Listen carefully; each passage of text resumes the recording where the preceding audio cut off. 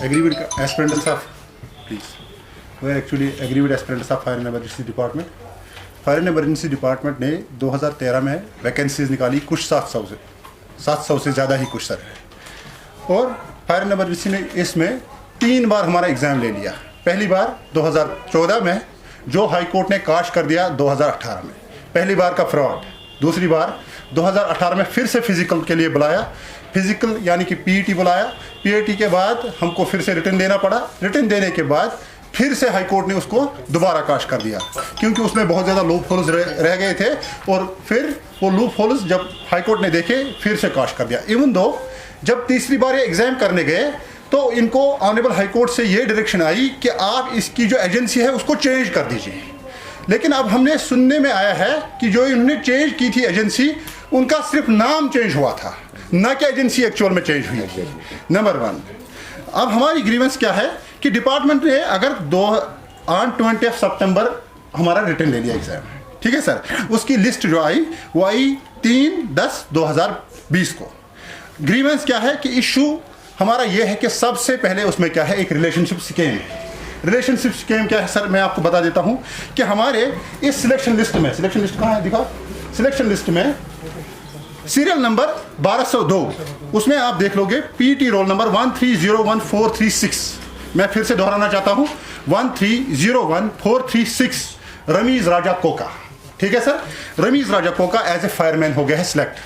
यही लड़का पिछली बार जब इन्होंने इसी रिक्रूटमेंट से निकाला था एक सिलेक्शन लिस्ट, एज ए वल्कनाइजर भी सिलेक्ट हुआ है। चलो मैं मान लेता हूं कि एक बार उसने वल्कनाइजर के लिए अप्लाई किया था, सिलेक्ट हो गया। आज जाकर उसको वल्कनाइजर की पोस्ट अच्छी नहीं लगी, अब जाकर वो फायरमैन लगा, ठीक है मैं मान लेता हूं।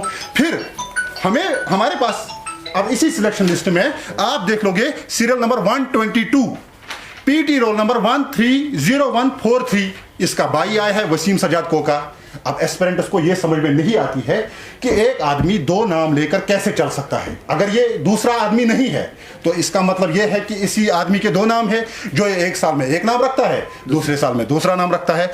अगर हम डिपार्टमेंट से इसका जवाब चाहते हैं कि आप बताइए कि एक ही पीटी रोल नंबर पर 2 लड़के कैसे आ सकते हैं, सिलेक्ट हो सकते, 2 लड़के कैसे सिलेक्ट हो सकते हैं। हमने माना कि पहले वो वल्कनाइजर सिलेक्ट हुआ है, वल्कनाइजर उसको अच्छी नहीं लगी, अब जाकर फायरमैन लगा है, लेकिन उसका भाई वसीम सजाद कोका या रमीज राजा कोका एक ही हो सकते हैं क्या?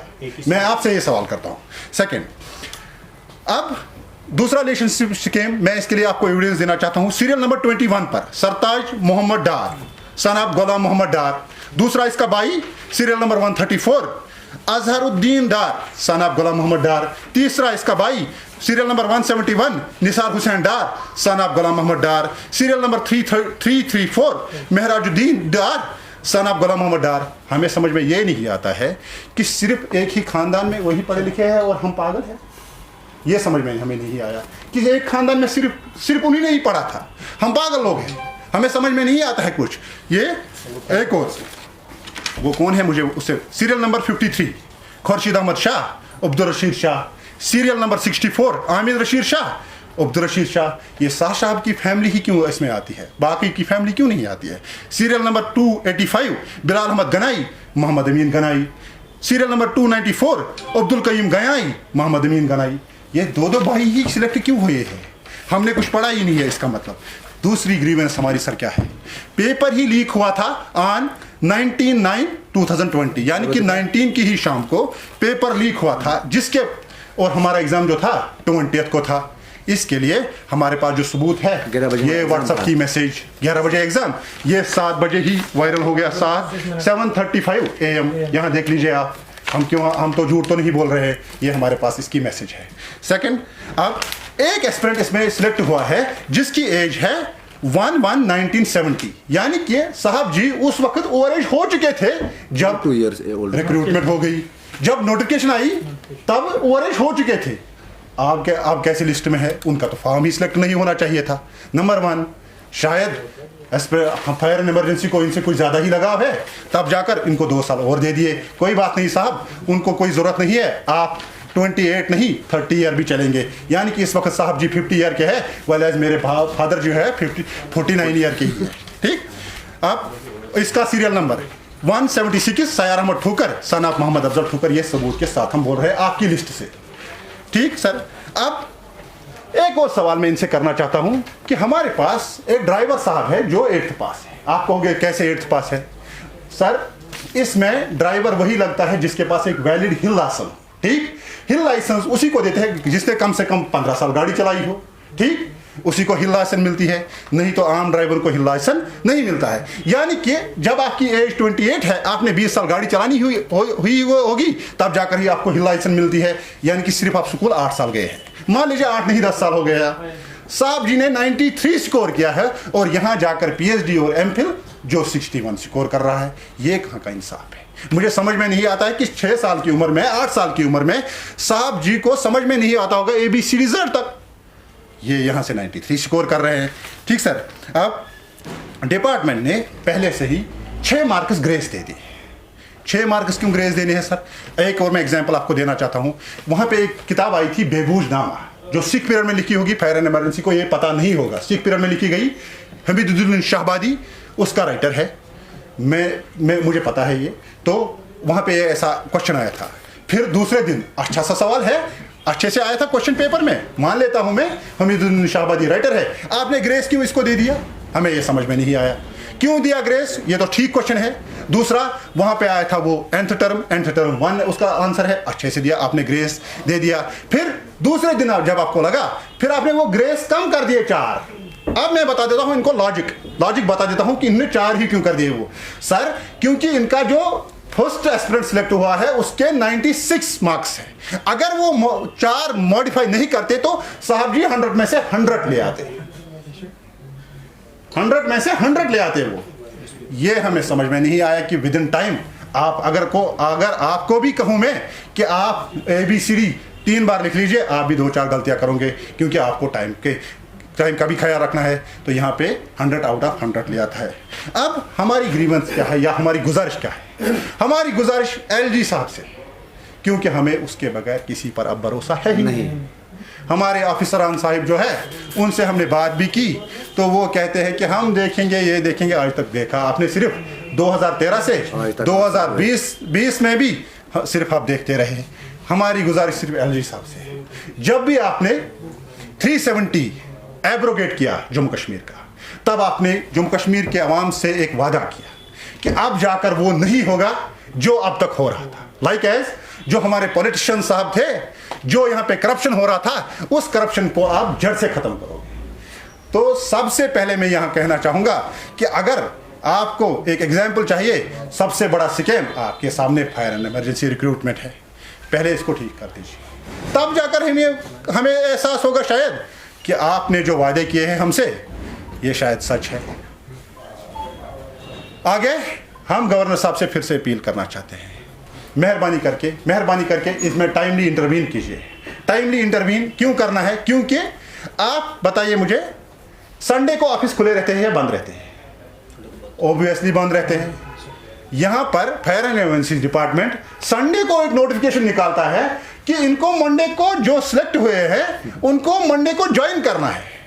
ये डिफेंस से रिलेटेड मसला है, डिफेंस से related, because fire emergency is wing of Jammu and Kashmir police. अब ये जम्मू एंड कश्मीर पुलिस की विंग है, तो यहां पर आपको क्या है, पहले पुलिस वेरिफिकेशन की जरूरत पड़ती है। हर किसी रिक्रूटमेंट में हमने यही देखा है, पहले आपको पुलिस वेरिफिकेशन की जरूरत पड़ती है। लेकिन यहाँ ना आपको वेरिफिकेशन चाहिए, ना आपको ये देखना है कि इन्होंने पढ़ा है या कुछ, simply by giving a magistrate, आपको क्या देना है, एफिडेविट देना है मजिस्ट्रेट के पास, आप ज्वाइन कर लीजिए टेम्पररी। ऐसा क्यों? Why is fire and emergency in such a hurry while you are not in hurry since last 7 years? आप 7 साल से कोई आपको जल्दी थी नहीं, जब आपने 3 बार, 4 बार, 6 बार ये हंगामा किया, 6 बार। मैं उनसे एक ही सवाल करता हूं, अगर आपको यही करना था, हमारे 7 साल आपने जाया क्यों कर दिए?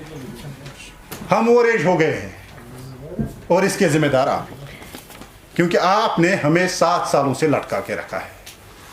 अब हम जाए तो जाए कहाँ? मैं फिर से अपील करना चाहता हूं LG साहब से कि इसमें मेहरबानी करके टाइमली इंटरवीन कर लीजिए, क्योंकि हमारे पास और कोई चारा बचा नहीं है। अब जब चारा ही नहीं बचा है तो गरीब आदमी जाएगा कहाँ? तब जो हालात होंगे वो एडमिनिस्ट्रेशन ही फिर उसकी जिम्मेदार होगी।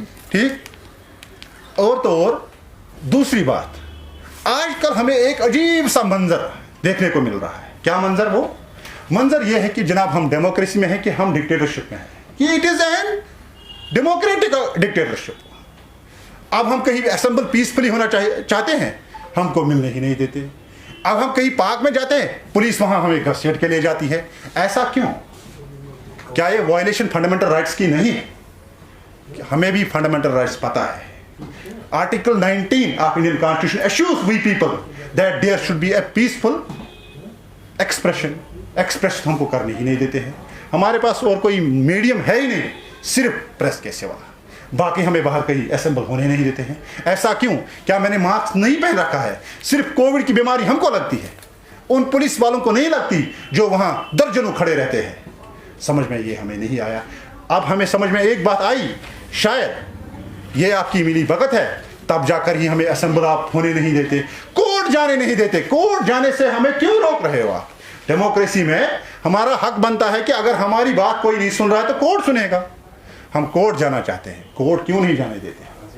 हमको कोर्ट क्यों नहीं जाने देते? वहां से धक्के मार के लाठी चार्ज करके हमको क्यों भगा रहे हैं? ये हमारी आपसे जेन्युइन डिमांड है।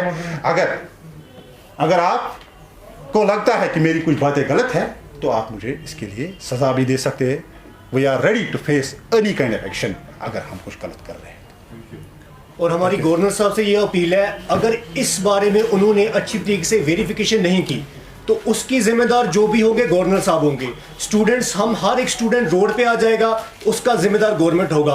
और अगर हम जहांगीर चौक में पीसफुल प्रोटेस्ट कर रहे थे, आपस में बात ही कर रहे थे, ना कि प्रोटेस्ट कर रहे थे। हम जब फायर एंड सर्विस ऑफिस के पास जा रहे हैं, हमें पुलिस वाले वहां पे गाड़ियों में घसीट घसीट के बैठा रहे हैं। क्या हम टेररिस्ट हैं?